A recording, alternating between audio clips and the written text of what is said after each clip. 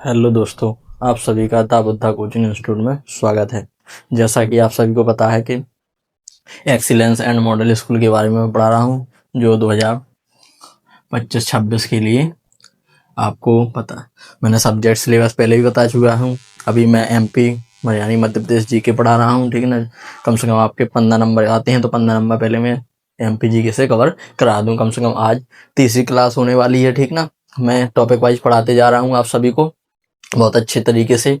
आप लोग नोट्स बना लीजिए और इनको बढ़िया अच्छे से लिख कर रखिए, ठीक ना। क्वेश्चन यहीं से आएंगे, जैसा मैं बताऊंगा वैसे ही क्वेश्चन आएंगे, ठीक ना।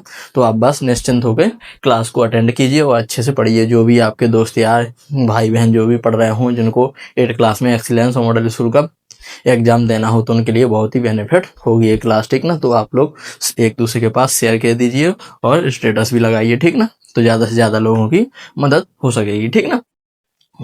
तो देखते हैं, आज मैंने टॉपिक लिया है मध्य प्रदेश के प्रथम, एकमात्र, बड़ा, छोटा एवं लंबा। यानी मध्य प्रदेश के प्रथम, एकमात्र, लंबा, छोटा, बड़ा, इन चीजों में हम इन चीजों की जानकारी पढ़ेंगे, ठीक ना, कि क्या है कैसा। तो देखते हैं हम पहले तो जिला और संभाग पढ़ेंगे। छोटे बड़े कौन है, जनसंख्या की दृष्टि से और क्षेत्रफल की दृष्टि से, दोनों प्रकार से देखते हैं। तो देखना, मैंने लिखा है क्षेत्रफल की दृष्टि से पहले। तो क्षेत्रफल की दृष्टि से सबसे छोटा जिला आपका कौन सा है, दतिया। कौन सा है, दतिया। दतिया जिला है जो आपका क्षेत्रफल की दृष्टि से सबसे छोटा जिला है, ठीक। फिर आप देखिए सबसे बड़ा जिला कौन सा है क्षेत्रफल की दृष्टि से, तो आपका छिंदवाड़ा है। कौन सा है, छिंदवाड़ा, ठीक। जो आपका क्षेत्रफल की दृष्टि से सबसे बड़ा जिला है, ठीक। अगर संभाग पूछा जाए आपसे तो सबसे छोटा संभाग कौन सा है, तो सबसे छोटा संभाग है आपका नर्मदापुरम। कौन सा है, नर्मदापुरम, ठीक। ये आपका क्या है, सबसे छोटा संभाग है, ठीक। या होशंगाबाद इसका दूसरा नाम, ठीक। तो सबसे बड़ा संभाग कौन सा है क्षेत्रफल की दृष्टि से, तो क्षेत्रफल की दृष्टि से सबसे बड़ा संभाग आपका जबलपुर संभाग है। कौन सा, जबलपुर संभाग आपका क्षेत्रफल की दृष्टि से सबसे बड़ा संभाग है। आपको ये तो समझ में आ रहा होगा क्षेत्रफल और जनसंख्या का मतलब, ठीक है। तो जनसंख्या का मतलब यानी कि वहां पे रहने वाले लोगों की जनसंख्या ज्यादा है। क्षेत्रफल का मतलब ये होता है कि जहाँ पे रहने के लिए जगह ज्यादा हो, ठीक, और रहने वाले लोग कम हो, तो वो कहलाता है क्षेत्रफल, ठीक ना। क्षेत्रफल में ज्यादा और जनसंख्या में ज्यादा, यानी कि जनसंख्या में ज्यादा यानी क्षेत्रफल छोटा हो, मतलब रहने के लिए जगह छोटी हो लेकिन रहने वाले ज्यादा हो, ठीक ना। तो वो कहलाती है जनसंख्या, ठीक ना। तो अब देखते हैं जनसंख्या की दृष्टि से। तो जनसंख्या की दृष्टि से देखना है सबसे छोटा जिला आपका कौन सा है, ठीक। आपका सबसे छोटा जिला है आपका, अरे मैंने सॉरी गलती लिख दिया, मैंने छोटा जिला हरदा करना था, ठीक। छोटा जिला है आपका हरदा और बड़ा जिला है इंदौर, उल्टा कर दिया मैंने, ठीक।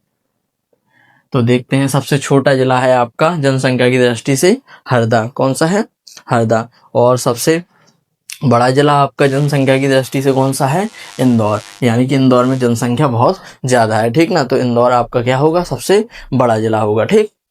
ऐसे ही आपका देखना छोटा संभाग होगा आपका शहडोल, ठीक ना।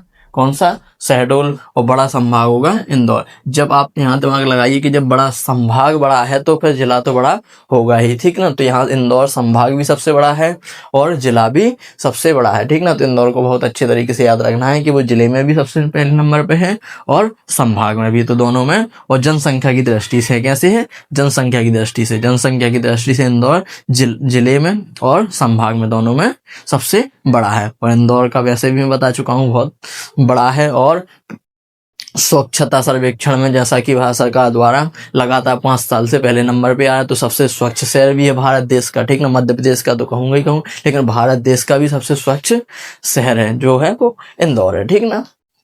आइए देखते हैं, अब मैंने कुछ पॉइंट और लिए हैं यहाँ से, जो तो आपके जिले और संभाग हो गए, तो यहाँ से क्वेश्चन आएंगे। अब मैंने अन्य पॉइंट लिए हैं छोटी बड़े से। तो देखते हैं मध्य प्रदेश का सबसे ऊंचा स्थान, क्योंकि मध्य प्रदेश चल रहा है इसलिए मैंने मध्य प्रदेश आगे नहीं लिखा है, ठीक। तो आप समझ जाइए कि मध्य प्रदेश के बारे में। तो मध्य प्रदेश का सबसे ऊंचा स्थान, या ऐसा कहे कि मध्य प्रदेश की सबसे ऊंची चोटी, ठीक ना। तो एक ही क्वेश्चन है, मध्य प्रदेश की ऊंची चोटी पूछ ले या मध्य प्रदेश का ऊंचा स्थान, तो वो है आपका धूपगढ़। कौन सा है, धूपगढ़। तो इसकी ऊंचाई पूछ ले तो इसकी ऊंचाई 1350 मीटर है। कितनी है, 1350 मीटर इसकी ऊंचाई है, ठीक। तो आपको इसको ध्यान रखना है। ये आपके मध्य प्रदेश की सबसे ऊंची चोटी है। अगर मध्य प्रदेश के अलावा अगर भारत का आ जाएगी, भारत की सबसे ऊंची चोटी कौन सी होगी, तो बताइए भारत की कौन सी होगी।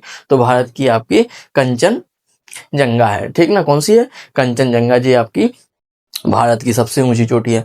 अगर वो एशिया महाद्वीप की कह दे कि सबसे बड़ी ऊंची चोटी, तो एशिया महाद्वीप की सबसे ऊंची चोटी है माउंट एवरेस्ट। कौन सी है? Mount Everest. यही आपकी एशिया महाद्वीप की है, यही आपकी विश्व की है, ठीक ना। क्योंकि एशिया महाद्वीप भारत उसमें एशिया महाद्वीप के अंदर भारत आता है, ठीक। लेकिन जो माउंट एवरेस्ट है जो भारत में नहीं है, ये है नेपाल में। लेकिन जो नेपाल देश है ये आपका एशिया महाद्वीप के अंतर्गत आता है। इसलिए एशिया महाद्वीप की सबसे बड़ी चोटी कौन सी होगी? Mount Everest. और विश्व की भी सबसे ऊंची चोटी कौन सी होगी? माउंट एवरेस्ट, ठीक ना। तो हम अभी भारत और विश्व के बारे में भी पढ़ेंगे। अभी पहले मध्य प्रदेश के बारे में पढ़ देंगे, फिर बाद में हम भारत और विश्व से भी जहाँ से क्वेश्चन उठेंगे वो चीज हम पढ़ेंगे, ठीक ना। हमें सब पूरा नहीं पढ़ना है, हमें अपने सिलेबस के अनुसार पढ़ना है। जो चीजें हमसे पेपर में पूछेगा वही चीज पढ़ना है, क्योंकि हमें एग्जाम क्वालिफाई करना है, ठीक ना। तो हम देखते हैं आगे क्या लिखा है। अब सबसे नीचा स्थान मध्य प्रदेश का कौन सा होगा? तो ये है आपका नर्मदा सोन घाटी। अच्छे से याद रखना है, कौन है? नर्मदा सोन घाटी। ये आपका मध्य प्रदेश का सबसे नीचा स्थान है, ठीक। तो आगे चलिए, आगे देखते हैं क्या लिखा है। मध्य प्रदेश का सर्वाधिक वर्षा वाला स्थान, मतलब मध्य प्रदेश में सबसे ज्यादा वर्षा कहाँ पे होती है? तो मध्य प्रदेश में सबसे ज्यादा वर्षा कहाँ पे होती है? पचमढ़ी में होती है। कहाँ पे होती है? पचमढ़ी में, ठीक। यहाँ पे सबसे ज्यादा ठंडी भी होती है, ठीक ना, पचमढ़ी में। इसलिए इसको हिल स्टेशन भी बोलते हैं। क्या बोलते हैं? हिल स्टेशन, ठीक। यहाँ पे कितनी वर्षा होती है? यहाँ पे लगभग 199 सेंटीमीटर यानी 200 सेंटीमीटर के करीब वर्षा होती है, ठीक ना। और सबसे कम वर्षा कहाँ पे होती है? तो सबसे कम वर्षा होती है भिंड में। कहाँ पे? भिंड में कितनी होती है? 50 से 55 सेंटीमीटर की लगभग वर्षा होती है। कितनी होती है? 50 से 55 सेंटीमीटर, ठीक। तो ये सबसे कम वर्षा वाला स्थान है कौन सा? आपका भिंड, ठीक। आइए देखते हैं मध्य प्रदेश की सबसे लंबी नदी। तो मध्य प्रदेश की सबसे लंबी नदी है आपकी नर्मदा नदी। कौन सी नदी है? नर्मदा नदी। ये मध्य प्रदेश की जीवन रेखा भी कहते हैं इसके, ठीक है। क्या कहते हैं? मध्य प्रदेश की जीवन रेखा। तो यहाँ से क्वेश्चन भी पूछ सकता है। इसकी लंबाई पूछे तो 13-12 किलोमीटर है। कितनी है? 13-12 किलोमीटर। अच्छे से याद रखना है आंकड़ा, 13-12 किलोमीटर हमेशा आता है। वो पूछेगा मध्य प्रदेश की सबसे लंबी नदी कौन सी होती है? तो नर्मदा नदी। कौन सी नदी? नर्मदा नदी मध्य प्रदेश की सबसे लंबी नदी है। ये इसकी टोटल लंबाई है 13-12 किलोमीटर। अगर वो पूछे, क्वेश्चन घुमा के पूछेगा कि नर्मदा नदी की सिर्फ मध्य प्रदेश में लंबाई कितनी है, तो सिर्फ मध्य प्रदेश में इसकी लंबाई है 1077। कितनी है? 1077, ठीक। 1077 किलोमीटर इसकी केवल मध्य प्रदेश में लंबाई है, ठीक ना। फिर मध्य प्रदेश से जो उत्तर प्रदेश की हो जाती है और अब सागर में गिरती है खंभात की खाड़ी तरफ, तो इसकी लंबाई बढ़ जाती है 1312 किलोमीटर, ठीक ना। तो इसकी टोटल लंबाई 13-12 किलोमीटर है। और अगर केवल मध्य प्रदेश में पूछा जाए तो 1077 है, ठीक ना। आपको याद रखना है अच्छे से। तो देखिए यहाँ पे मैंने अगला लिया है मध्य प्रदेश की सबसे बड़ी मस्जिद। तो जो मध्य प्रदेश की सबसे बड़ी मस्जिद कौन सी मस्जिद है?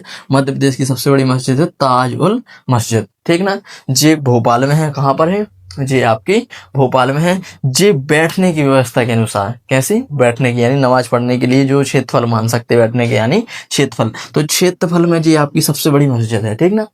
पूरे भारत की कहूँ तो मैं पूरे भारत की सबसे बड़ी ही मानते हैं भोपाल की जो ताजुल मस्जिद है। जो बैठने यानी नमाज पढ़ने के लिए जो जगह है इसके लिए जो सबसे ज्यादा है, इसलिए इसको सबसे बड़ी, मध्य प्रदेश की तो सबसे बड़ी है ही ये, ठीक। तो जो मध्य प्रदेश की सबसे बड़ी मस्जिद कौन सी है? ताजुल मस्जिद, ठीक। आइए आगे देखते हैं मध्य प्रदेश की सबसे बड़ी जनजाति। तो जो मध्य प्रदेश की सबसे बड़ी जनजाति है वो है भील जनजाति। कौन सी जनजाति? भील जनजाति, ठीक। कौन है? भील जनजाति। अच्छे से याद रखना आपको, ठीक। देखना क्या लिखा है मध्य प्रदेश का सबसे बड़ा रेलवे जंक्शन। क्या लिखा है? मध्य प्रदेश का सबसे बड़ा रेलवे जंक्शन। तो मध्य प्रदेश का सबसे बड़ा रेलवे जंक्शन है इटारसी जंक्शन, ठीक ना। कौन सा है? वेरी मोस्ट है जी, हमेशा क्वेश्चन आता रहा है, ठीक ना। तो इसका क्या होगा? मध्य प्रदेश का सबसे बड़ा railway junction Itarsi junction. Junction का मतलब समझिए, जंक्शन का मतलब होता है जहां से हर जगह के लिए ट्रेन मिल सके, ठीक ना। यानी कि जंक्शन, तो पहली बात तो जंक्शन वो कहलाती है जहां से गाड़ी बन के चलती है, ठीक ना। तो जो इटारसी जंक्शन है यहाँ का प्लेटफॉर्म बहुत बड़े हैं यहाँ, ठीक ना, बड़ा है, और यहाँ से हर रूट के लिए मध्य प्रदेश में कहीं के लिए भी ट्रेन उपलब्ध हो सकती है, कहीं के भी लिए भी आराम से आप जा सकते हैं, ठीक ना। डायरेक्ट नहीं हो सकती, लेकिन वहां से दूसरी जगह, फिर दूसरी जगह से दूसरी जगह जा सकते हैं, ठीक ना। लेकिन यहाँ से सभी जगह जाने के लिए उपलब्ध है, इसलिए। और ये यहाँ का प्लेटफॉर्म यानी कि जो लाइनें हैं प्लेटफॉर्म वाला, ठीक, प्लेटफॉर्म की जो लाइनें रहती, पटरी रहती है, वो सबसे ज्यादा संख्या है यहाँ पे, ठीक ना, इसलिए इसको मध्य प्रदेश का सबसे बड़ा जंक्शन बोलते हैं, इटारसी जंक्शन, ठीक। आइए देखते हैं अगला, मध्य प्रदेश का सबसे बड़ा राष्ट्रीय उद्यान। तो मध्य प्रदेश का सबसे बड़ा राष्ट्रीय उद्यान है आपका कान्हा किसली राष्ट्रीय उद्यान। कौन सा? कान्हा किसली राष्ट्रीय उद्यान। ये आपका कहाँ पे है? मंडला जिले में है। कहाँ पे है? मंडला में। ये आपका सबसे प्राचीन यानी पुराना राष्ट्रीय उद्यान भी है और पहला राष्ट्रीय उद्यान भी है, ठीक है ना। अगर पूछा जाए मध्य प्रदेश का सबसे पहला राष्ट्रीय उद्यान कौन है, तो यही है, कान्हा किसली राष्ट्रीय उद्यान आपका क्या है, सबसे पहला राष्ट्रीय उद्यान भी है और सबसे बड़ा राष्ट्रीय उद्यान भी है, ठीक। आइए देखते हैं मध्य प्रदेश का सबसे छोटा राष्ट्रीय उद्यान। तो मध्य प्रदेश का सबसे छोटा राष्ट्रीय उद्यान है आपका फॉसिल राष्ट्रीय उद्यान। कौन सा? फॉसिल। देखना क्या है, फॉसिल राष्ट्रीय उद्यान। ये कहाँ है आपका? ये आपका डिंडोरी में है। कहाँ पे है आपका? डिंडोरी जिले में है। कहाँ पे है? डिंडोरी। अच्छे से याद रखना। देखिए क्या लिखा है 11वां, कह रहा मध्य प्रदेश का एकमात्र हिल स्टेशन। क्या लिखा है मैंने? मध्य प्रदेश का एकमात्र हिल स्टेशन। तो अभी बताया था मैंने यहाँ पे कि पचमढ़ी को जो सबसे ज्यादा वर्षा भी होती है, यहाँ पे सबसे ज्यादा ठंडी भी होती है, इसलिए इसको क्या बोलते हैं? Hill station. और इसको पर्यटन राजधानी भी नाम दिया गया था अभी, ठीक ना। आगे हम क्लास में, अगली क्लास में जो 4th क्लास में पढ़ेंगे, जो मध्य प्रदेश के नगर हैं, शहर हैं, उनके अलग अलग राजधानियों के बारे में हम अगली क्लास में, 4th क्लास में वही पढ़ना है हमें, ठीक। तो वो अगली क्लास में देखेंगे हम, तब पढ़ाएंगे।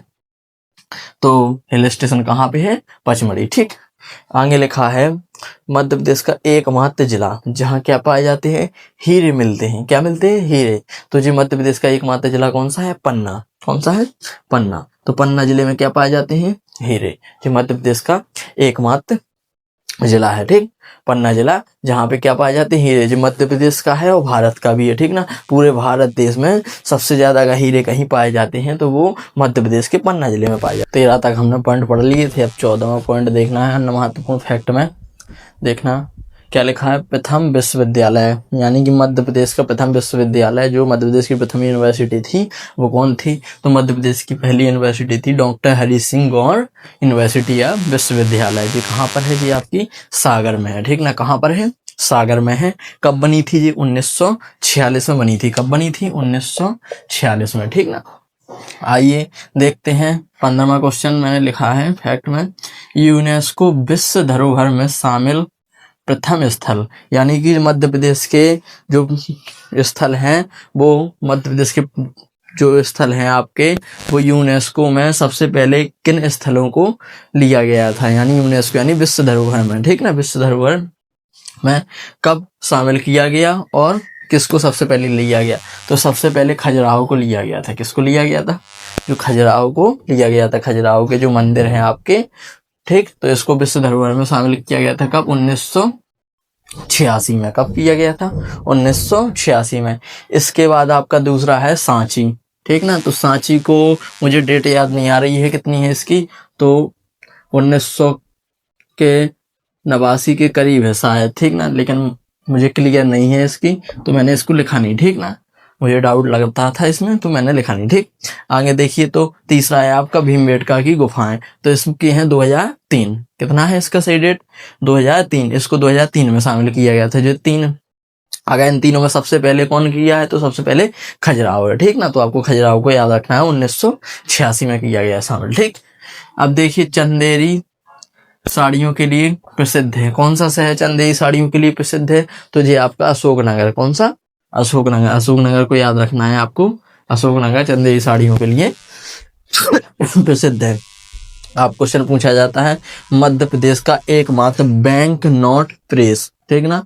बैंक नोट प्रेस यानी कि जहाँ पे बैंक नोट प्रेस का मतलब है जहाँ पे पैसे छपते हैं, तो पैसे छापने का कारखाना है। ऐसा ही पूछ सकता है, पैसे का छापने का कारखाना मध्य प्रदेश में कहाँ पर है? तो ये है आपका देवास में। कहाँ पर है? देवास में। देवास में जी कब बना था? 1974 में। कब बना था? 1974 में पूरे भारत देश में 4 जगह ही नोट छपते हैं, ठीक ना। कहाँ पे? 4 जगह नोट छपते हैं। तो मध्य प्रदेश में पूछा जाए तो मध्य प्रदेश में आपके देवास में, ठीक ना। मध्य प्रदेश के कहाँ पे? देवास में, ठीक। अगला लिखा है न्यूज प्रिंट मिल। न्यूज प्रिंट मिल एशिया की प्रथम। तो जो न्यूज यानी कि अखबार होता है उसको प्रिंट करने की जो सबसे पहले कारखाना था वो भी आपका एशिया का भी प्रथम है वो। तो कहाँ पे है वो? नेपानगर। कहाँ पे खोला गया था? नेपानगर। ये कब खोला था? तो 26 अप्रैल 1956 को खोला गया था। कब? 26 अप्रैल 1956 को, ठीक। कहाँ पर है ये आपका? नेपानगर यानी बुरहानपुर में, ठीक। बुरहानपुर जिला है आपका, उसमें है, ठीक। तो याद रखना है आपको कहाँ पे? नेपानगर, बुरहानपुर, ठीक। आप अगला है सिक्योरिटी पेपर मिल, ठीक ना। तो सिक्योरिटी पेपर मिल आपका कहाँ पे है? नर्मदापुरम, ठीक ना। नर्मदापुरम या होशंगाबाद, ठीक। होशंगाबाद, ठीक। नर्मदापुरम आ जाए या फिर होशंगाबाद, दोनों एक ही है, ठीक। अगला देखिए 20वां, रेलवे सेवा भर्ती बोर्ड का मुख्यालय। रेलवे सेवा भर्ती बोर्ड का मुख्यालय आपका कहाँ पर है? भोपाल में, ठीक। कहाँ पर है? भोपाल में। ऐसे ही आपको बोला जाए MPSC, ठीक ना। MPBSC, ठीक। जो आपका मध्य प्रदेश बोर्ड होता है, एग्जाम कराता है, ठीक है ना। MPBSC का जो मुख्यालय है वो भी कहाँ पे? आपका भोपाल में, ठीक ना। जो आपके MP बोर्ड के एग्जाम होते हैं आपके, ठीक ना, तो वो कौन कंडक्ट कराता है? वो आपका भोपाल से होते हैं, ठीक ना। जो पेपर आपका बन के आता है कहाँ से आता है? भोपाल से, ठीक। तो ये भी आपका भोपाल से आएगा पेपर बन के, ठीक। माध्यमिक शिक्षा मंडल है जो आपका भोपाल में है, ठीक ना। माध्यमिक शिक्षा मंडल कहाँ पर है? भोपाल में, ठीक। भारत भवन भी भोपाल, ठीक। देखते हैं आगे लिखा है मध्य प्रदेश का पुरानी विधानसभा। जो मध्य प्रदेश की पुरानी विधानसभा था उसका नाम क्या था? पुरानी विधानसभा का नाम पूछ लेता है कभी कभी, तो मैंने मोस्ट इस तरीके से लिखा है। उसका नाम था मिंटो हॉल। क्या नाम था? मिंटो हॉल, ठीक ना। तो मिंटो हॉल के नाम से पहले जाना जाता था पुरानी विधानसभा को मध्य प्रदेश की। कहाँ पर है जी? भोपाल ही में है, ठीक। कहाँ पर है? भोपाल में, ठीक। अगला लिखा है मैंने मध्य प्रदेश का विधानसभा भवन। मध्य प्रदेश का नया विधानसभा भवन है, उसका नाम क्या है? तो नए वाले का है इंदिरा गांधी भवन। क्या नाम है उसका? इंदिरा गांधी भवन, ठीक। आपको याद रखना है, ठीक। आगे लिखा है मैंने मध्य प्रदेश का पहला अंतर्राष्ट्रीय हवाई अड्डा। तो मध्य प्रदेश का पहला अंतर्राष्ट्रीय हवाई अड्डा कहाँ पर है? तो ये आपका इंदौर में है। कहाँ पर है? इंदौर में। ये आपका सबसे बड़ा भी है और एकमात्र हवाई अड्डा था, पहला, सबसे पहला हवाई अड्डा, ठीक ना, इंदौर में। इस प्रकार से मैंने आपके एकमात्र, बड़ा, छोटा, लंबा, मैंने जो आपके पेपर में क्वेश्चन आने लायक है तो बहुत सारा इसमें, ठीक ना। तो सब कुछ नहीं पढ़ना है, मैं पहले ही बता चुका हूँ, ठीक ना, कि आपको सब कुछ नहीं पढ़ना है। जो जो आपके पेपर में आने लायक मोस्ट क्वेश्चन है, इंपॉर्टेंट है, ठीक ना, जहाँ से आपके क्वेश्चन उठ सकते हैं, वही क्वेश्चन मैंने यहाँ पे आपको करवाए हैं, ठीक ना। तो ये मैंने सब यहाँ पे करा दी हैं। आप लोग बढ़िया नोट्स बना के तैयार, मैं बार बार कह रहा हूँ आप नोट्स बनाते जाइए, क्योंकि खाली क्लास देखने से याद नहीं होता है, ठीक ना। जब आप नोट्स बनाएंगे तो उसको वो आपके पेपर के टाइम पे बहुत काम आएंगे, ठीक ना, कि आप उसको जल्दी जल्दी रिवीजन, इसलिए मैंने बिल्कुल शॉर्ट तरीके से लिखवा रहा हूँ मैं हर चीज़, ठीक ना, कि जिससे आप लोग अच्छे से आसानी से समझ सकें, ठीक ना। किसी का भी भाई बहन एग्जाम देना चाहता हूँ, मैं बार बार कह रहा हूँ कि उसको ये चीज़ें आप बताइए, क्योंकि इसके इन एग्जामों की जानकारी सभी लोगों को नहीं रहती है। फिर भी ये एक्सीलेंस और मॉडल स्कूल की जानकारी तो सभी को रहती है। और भी एग्जाम है, जैसे नेशनल मीन्स कमेड हो गया, आपका ज्ञानोदय हो गया, श्रमोदय हो गया, PSY हो गया, ऐसे बहुत सारे एग्जाम हैं जिनके बारे में गांव के बच्चों को तो जानकारी रहती नहीं है। शहर के तो थोड़ी अपडेटेड रहते हैं तो उनको जानकारी मिलती रहती है, लेकिन जो गांव के बच्चे होते हैं उनको जानकारी नहीं मिल पाती है। इसलिए मैंने उन बच्चों के लिए ये प्रयास है कि शायद उन तक सभी के पास ये इन्फॉर्मेशन पहुंच जाए, इसलिए मेरे चैनल को ज्वाइन कीजिए। ऐसी हर प्रकार की आपके जितने भी जो आपके पेपर होंगे, कितने, ठीक ना, स्कॉलरशिप वाले भी, या आपको अगली क्लास में प्रमोट करने के लिए जितने भी एग्जाम होते होंगे, मैं आपको सभी की जानकारी दूंगा, ठीक ना। तो आप मेरे चैनल पे जुड़े रहिए और सब्सक्राइब करिए द बुद्धा कोचिंग इंस्टीट्यूट। और आप प्रदीप सर मिलते हैं अगली क्लास में। अगली क्लास में आपको पढ़ेंगे मध्य प्रदेश के प्रमुख नगर और उनकी राजधानियाँ, ठीक ना। और भी उसमें पॉइंट और भी 1-2 टॉपिक कवर कर लेंगे। कल हम 2-3 टॉपिक कवर करेंगे एक ही क्लास में, ठीक ना। तो मिलते हैं अगली क्लास में, ठीक। गुड बाय, धन्यवाद, ठीक।